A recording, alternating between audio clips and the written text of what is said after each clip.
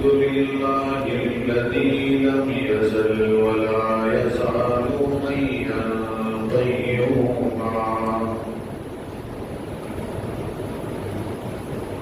حيا قيوما سميعا قديرا مدبرا بصيرا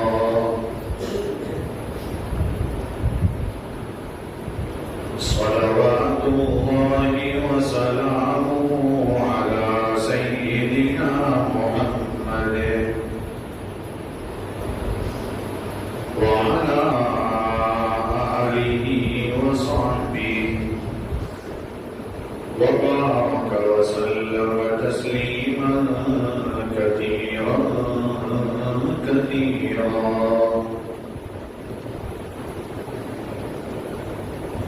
أما بعد أعوذ بالله من الشيطان الرجيم بسم الله الرحمن الرحيم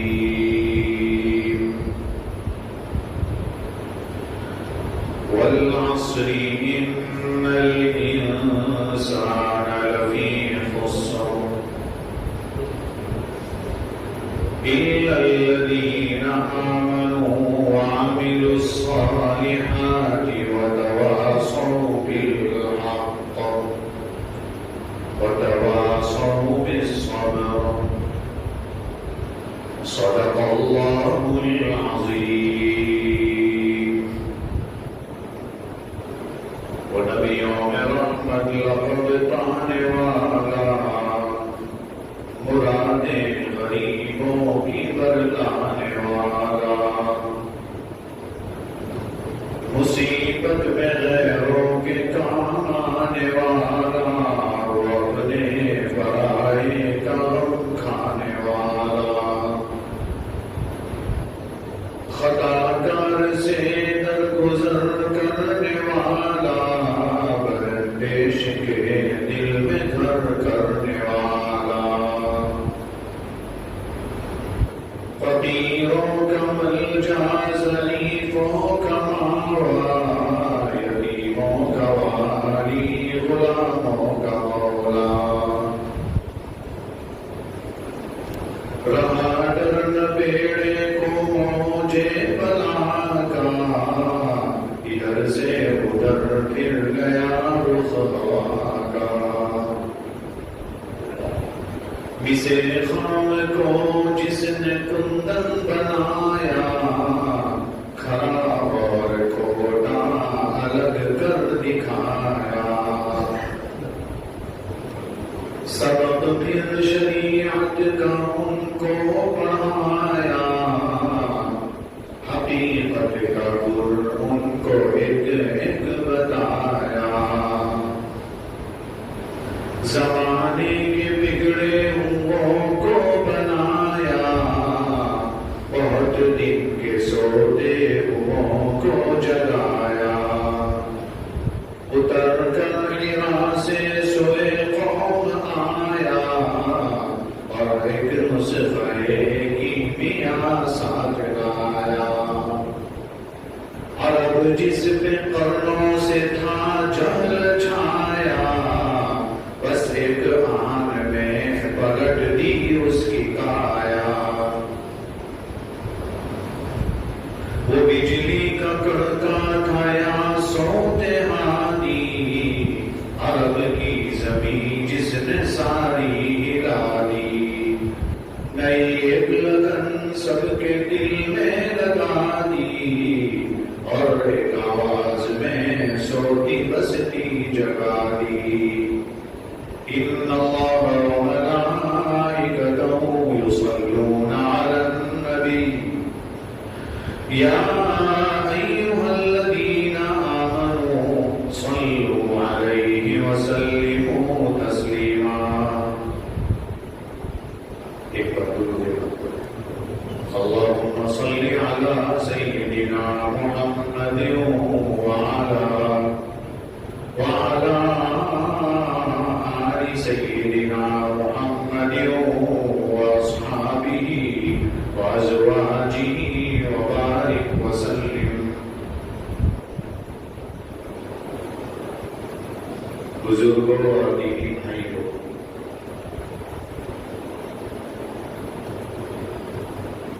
قرآن کریم کی ایک مختصر چھوٹی سورت آپ کے سامنے پڑھی ہے۔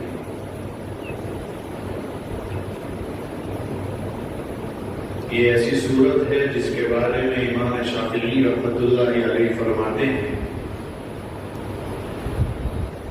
اگر پورا قرآن نازل نہ ہوتا، صرف یہ سورت نازل ہوتی تب بھی ہدایت کے لیے کافی تھی۔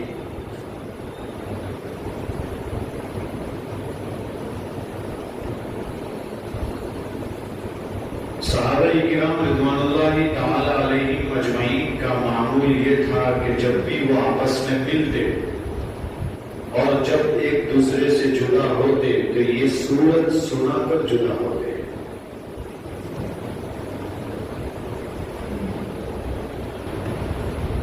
سورت شروع ہو رہی ہے والعصر سے،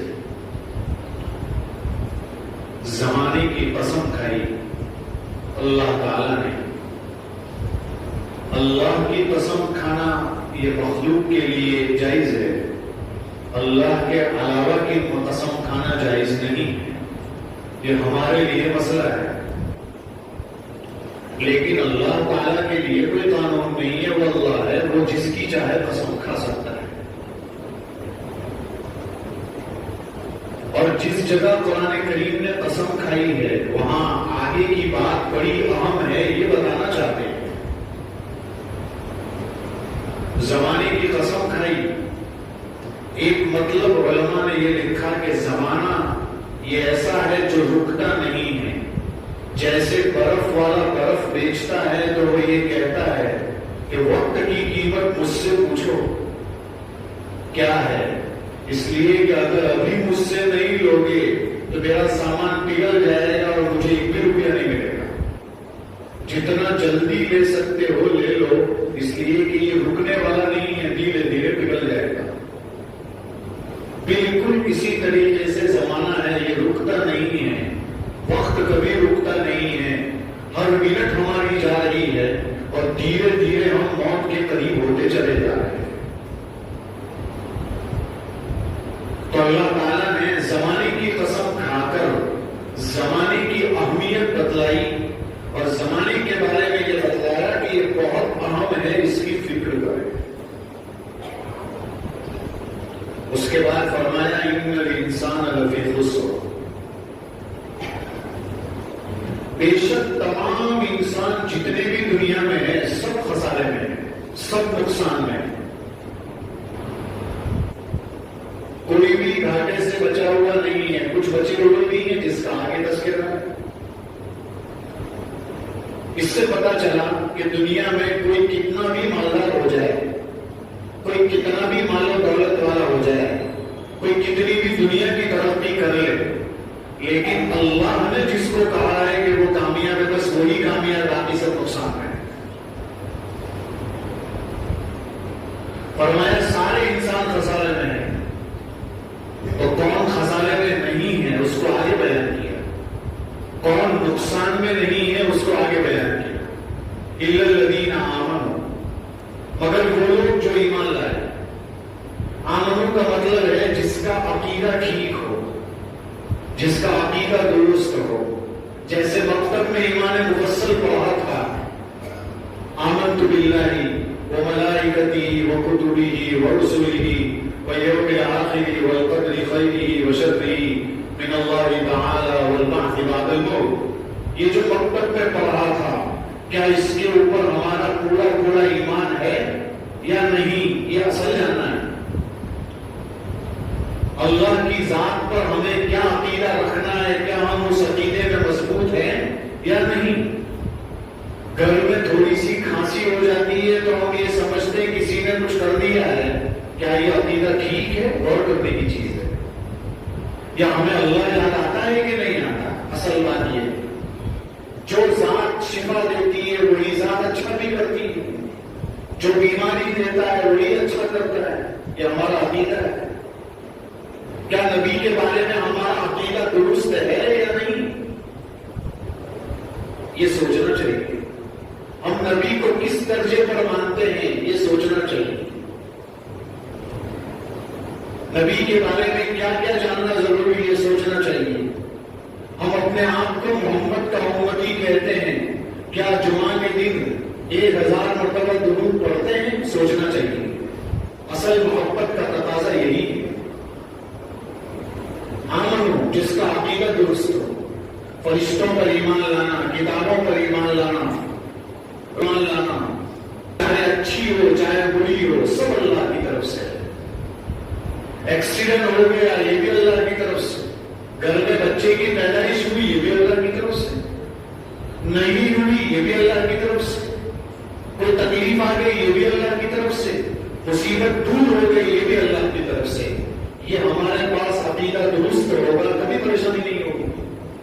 اگر یہ سوچ لیا کہ ہر چیز اللہ کرتا ہے تو کبھی دوسری طرف توجہ نہیں جائے گی، ہمیشہ اللہ ہی آ جائے گا۔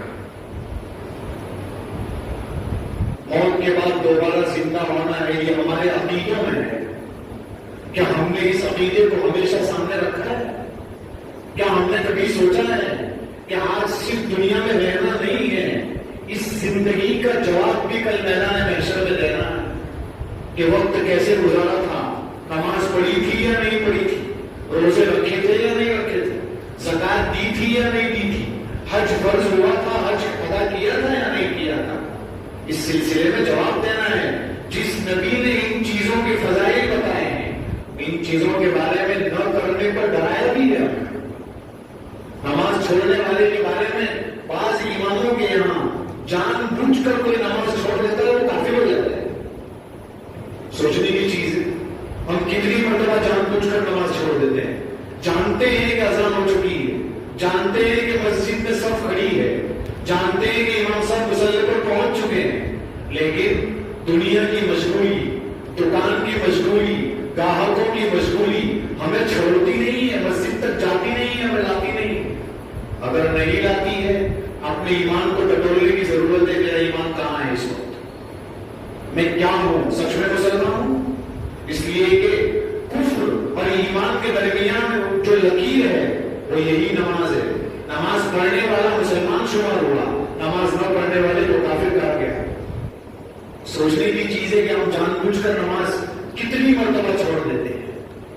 ہم رمضانی مسلمان ہیں، ہم جمعہ والے مسلمان ہیں، ہم عید والے مسلمان ہیں۔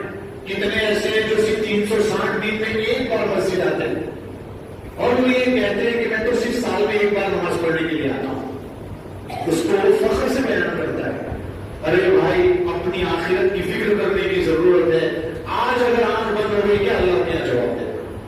ایک بار نماز نہیں پڑھی، کتنی بار کیا ہوا، کیسے ہوا، پھر گھروں کے حالات خراب ہوتے ہیں تو اس عالم کے، اس عالم کے، اس گھر کے، اس گھر کے، اس جگہ کے، اس جگہ کے، پتہ نہیں اتنے چکر کاٹتا ہے۔ جو اللہ کے در پر نہیں آتا وہ دوسروں کے در پر جاتا ہے۔ اس لیے اس کی طرف توجہ کرنے کی ضرورت ہے۔ ایمان مضبوط ہو، عقیدہ درست ہونا چاہیے۔ نمبر 2 پر ہے وعاملوا الصالحات، نیک اعمال، اچھا عمل ہو، نیک عمل ہو۔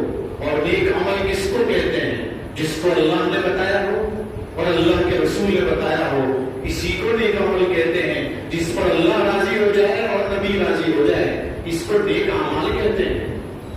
ہم نمازیں پڑھتے ہیں لیکن ضائع کر دیتے ہیں، ہم روزے رکھتے ہیں لیکن ضائع کر دیتے ہیں۔ مطلب ضائع کرنے کا مطلب کیا ہوتا ہے؟ یہاں نماز پڑھی، نیک کام کیا، باہر نکل کر 2 سینٹنس ایسے بولے یہ نیکی ضائع ہو گئی آپ کی۔ اس کی غیبت کی، اس کی برائی کی، اس کے بارے میں کچھ سوچ لیا، اس کے اوپر تہمت لگا دی، اس پر الزام لگا دیا۔ اپنی فکر کم ہے، لوگوں کی فکر زیادہ ہے۔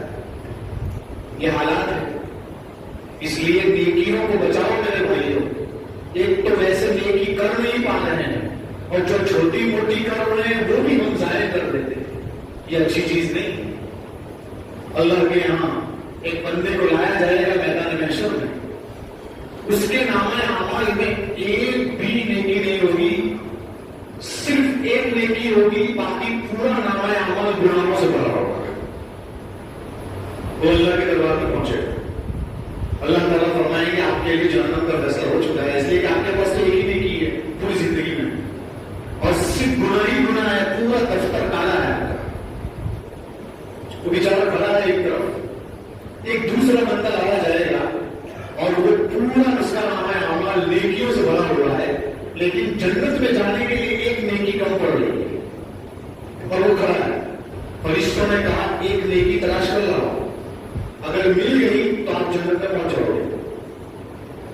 تو تلاش کرنے نکلا ہو, تلاش کرنے نکلا. دنیا میں اللہ اور اس کے رسول کے بعد اگر کسی کا سب سے زیادہ احسان ہوتا ہے تو وہ ماں باپ کا ہوتا ہے. تو چکر لگاتے لگاتے باپ کے پاس پہنچا اور جا کر کہہ رہا ہے آپ تو میرا ابا ہے نا, ایک نیکی چاہیے. دنیا میں ابا تھا, آپ کو ابا نہیں, یہ میدان محشر میں اس کو تجھے پڑھانا تھا پڑھا دیا, تجھے لکھوانا تھا لکھا دیا, تجھے کمانے کی فکر تھی وہ کر دی, تجھے پیسے دینے تھے وہ دے دیے, تجھے یہ دینا تھا وہ دے دیا, جو کچھ تجھے کرنا تھا وہ تیری ذمہ داری ہم نے پوری کر دی. اب یہاں نیکی نہیں ملے گا. بیچارہ وہاں سے ٹھوکر کھاتے ہوئے سوچتا ہے کہ ماں تو بہت اچھی ہوتی ہے, باپ نہیں دے گا, کوئی بات نہیں ماں کے پاس چلا جاؤں. ماں کے پاس پہنچا, ماں کے پاس جا کر کہتا ہے اب تو امی جان ہے بیٹی, آپ کی کک سے تو پیدا ہوا ہوں, آپ نے کہا تو ماں کہے گی جو بھی ہو. یہاں نیکی نہیں ملے گی. دودھ پلانا تھا دودھ پلا دیا, بڑا کرنا تھا بڑا کر دیا, تکلیف سہنی تھی تکلیف سہنی, تجھے پڑھانے کی فکر تھی وہ رو لی, تیرے لیے گالیاں کھانی تھی کھا لی, تیرے لیے جو کچھ کرنا تھا کر لیا. لیکن یہاں آپ نیکی نہیں ملی. بیچارہ ٹھوکر کھاتے کھاتے چکر لگا دے, اس کے پاس کوئی نیکی نہیں دے رہا تھا, تو وہ جو جس کے پاس صرف ایک ہی نیکی تھی باقی سب گناہ تھے وہ راستے میں مل گیا. اس نے کہا کیا ہے بھائی, کہا ایک نیکی کی تلاش ہے کوئی دے نہیں رہا ہے, آپ دے دیجیے. کہا کہ ویسے بھی میرے پاس تو ایک نیکی ہے اور میں جنت میں جانے والا تھا نہیں, میرے لیے جہنم کا فیصلہ ہو چکا ہے, تو میں یہ نیکی کو کروں گا کیا, تو لے جائے.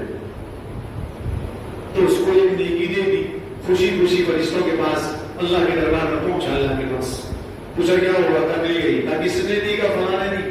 کہا اس کا اتنا حوصلہ تھا کہ تجھے ایک نیکی بھی دے دی, اس نے اتنی طاقت تھی اس کے پاس, تجھے ایک نیکی دے دی.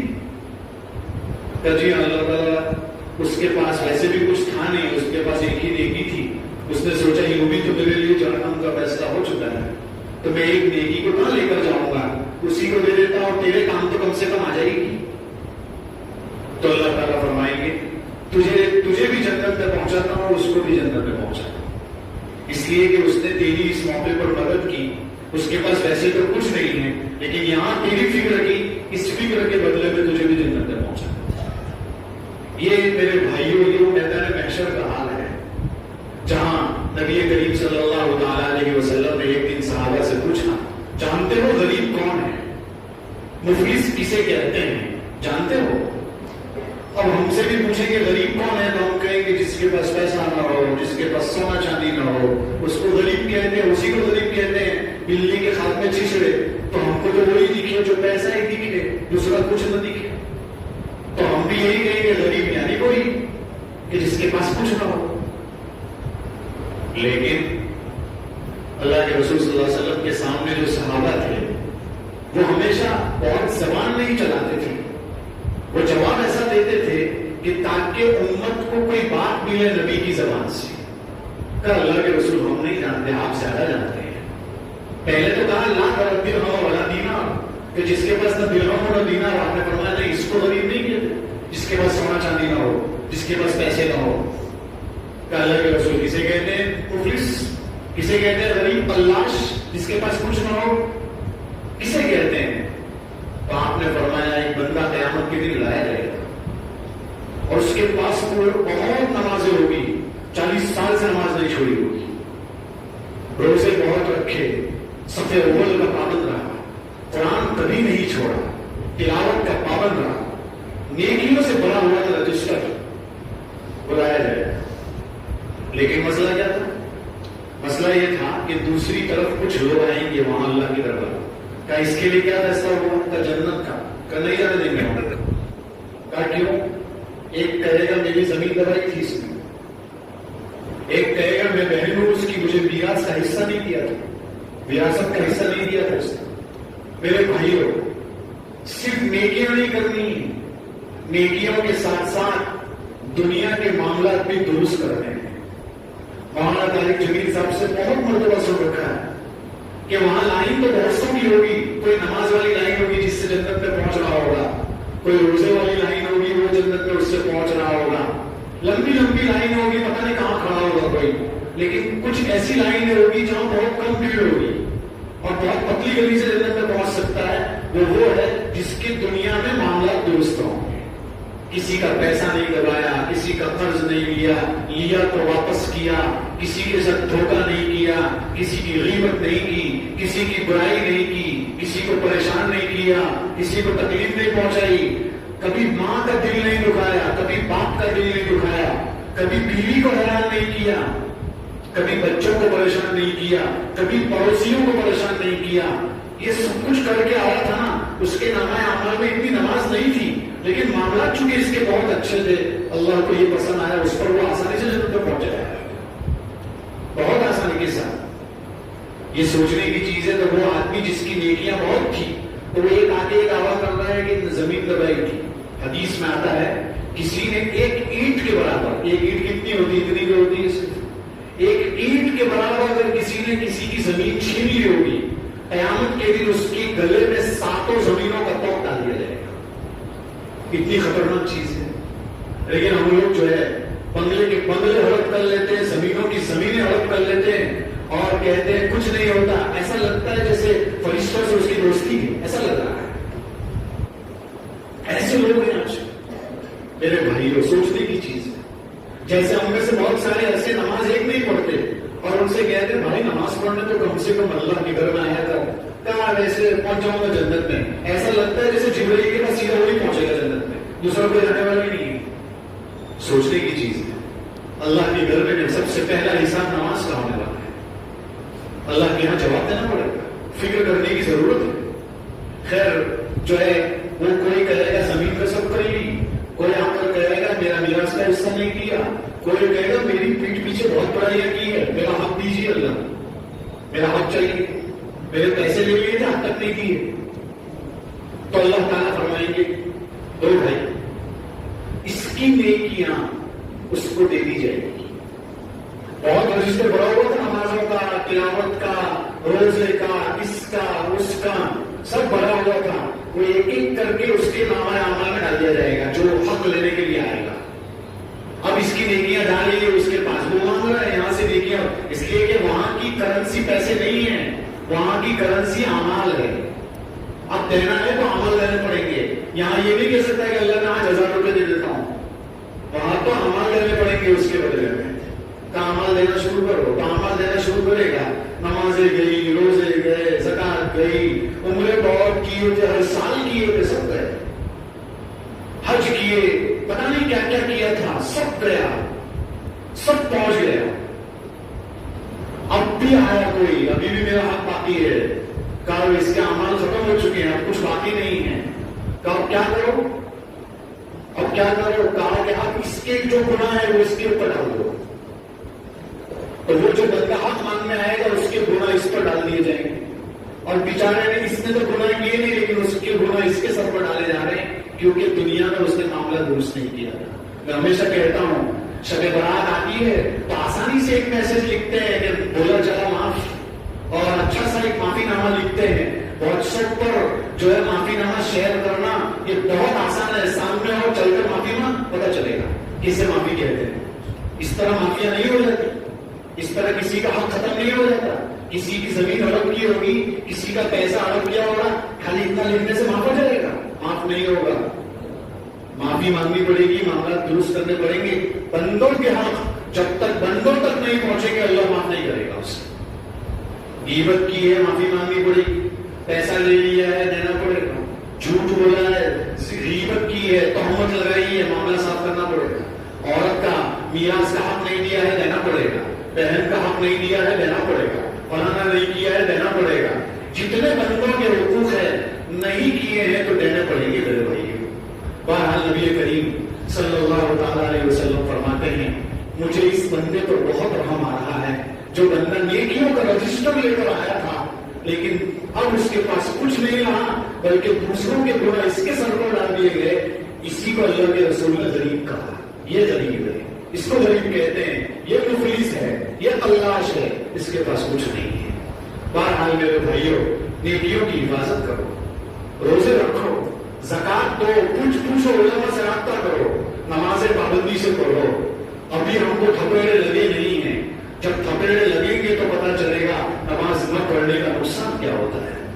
हम ऐसा समझते क्या होता है, होगा तब पता चलेगा क्या होता है। इसलिए वो वक्त आए उससे पहले भी अपने आप को माफी साफी के साथ, तौबा के साथ अल्लाह के घर में आने की कोशिश करो। थप्पड़ें लगती है तब लोग सुधरते हैं, लेकिन यह ऐसा क्यों ना हो कि हम उससे पहले ही अपने आप को दुरुस्त कर दें, अपने आप को मस्जिद में पहुंचाएं।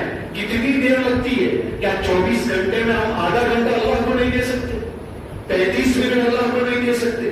40 मिनट अल्लाह को नहीं दे सकते? सिर्फ जुमा नमाज पढ़ने आते हैं और उसको फख्र समझते हैं, इसको मुसलमान नहीं कहते। मुसलमान 5 वक्त का पाबंद होता है, नमाज छूटती है तो उसके सर पर जू रेंगती है, परेशान होता है वो कि अल्लाह मेरी नमाज कैसे छूट गई आज। ये सोचना चाहिए। अगर ये नहीं है तो मेरे भाइयों, अपनी आखिरत को फिक्र करनी पड़ेगी, सोचना पड़ेगा। अल्लाह के यहाँ जवाब देना है, मैदान महशर कायम होना है, हिसाब किताब होना है। वहां फिर कोई किसी का नहीं होने वाला है। जब कोई किसी का नहीं होने वाला है तो ये जो 60-70 साल की जिंदगी हमें दी है, उसमें से आधे साल तो सोते ही नहीं हो। इसलिए कि 60-70 साल की जिंदगी में 35 साल का इंसान सोता है। इसलिए कि रोजाना क्या आप सोने का टाइम निकाल लोगे तो आधा टाइम तो सोने का ही होता है हमारा। अब जितना टाइम बचता है उसमें शादी में जाना है, उसमें जाना है, इसमें जाना है, उसमें जाना है। कितने साल बचेंगे उसकी जिंदगी के? आप गिनना, मुश्किल से आपको 5-10 साल मिलेंगे जो आपकी जिंदगी के नेकी के होंगे। अगर उसमें भी नेकी नहीं की तो अल्लाह के यहाँ क्या जवाब दे पाएंगे, क्या खड़े हो पाएंगे आप? ये सोचने की चीज है। बहरहाल सूरत पड़ी थी, वक्त मेरा खत्म हो चुका है। वहां में सालिहात नेक अमाल किए, व तवासौ बिल हक, हक की ताकीद करते रहे, यानी ईमान और नेक अमाल की लोगों को ताकीद करते रहे। ये लोग कामयाब है, ये लोग नुकसान में नहीं है। वो तवासौ बिस्सब्र, और जब ईमान लाएगा तो खुदा ईमान होगा और नेक अमाल करेगा तो हालात भी आएंगे। जब हालात आएंगे उस पर वो सब्र करेगा और सब्र की लोगों को तलकीन करेगा, लोगों को बताएगा भाई ईमान की राह में तो हालात आते हैं। नबी पर आए, जब नबी पर आए तो हम क्या होते हैं? सबको आजमाइशों से गुजरना होता है। आजमाइश है निशाने बंदगान मोहतरम, और जांच होती है उन्हीं की जिन पे होता है करम। अल्लाह ताला हम सबको इस मुख्तसर सी सूरत का जो मजमून है, जिसके बारे में इमाम शाफी रहमतुल्लाह अलैह ने फरमाया कि अगर सिर्फ कुरान की इतनी सूरत नाजिल हो जाती, पूरा कुरान नाजिल होता, तब भी हिदायत के लिए काफी थी। अल्लाह ताला इस सूरत के मजमून को हम समझें, समझने की तौफीक दे और उस पर अमल करने की तौफीक अता फरमाए। आमीन। वाखिर दावाना अल्हम्दुलिल्लाह।